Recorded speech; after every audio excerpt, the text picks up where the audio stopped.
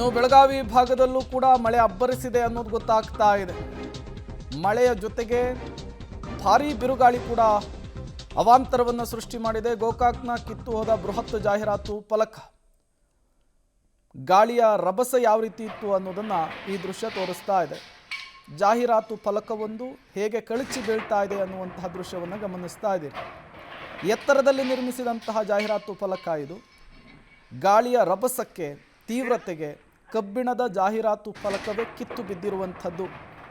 ಅದೃಷ್ಟವಶಾತ್ ಕೆಳಗೆ ಯಾವುದೇ ವಾಹನ ಇರಲಿಲ್ಲ, ಪಾದಾಚಾರಿಗಳು ಕೂಡ ಇರಲಿಲ್ಲ. ಇದ್ದಿದ್ರೆ ಅನಾಹುತವೇ ಸಂಭವಿಸ್ತಿತ್ತೇನು.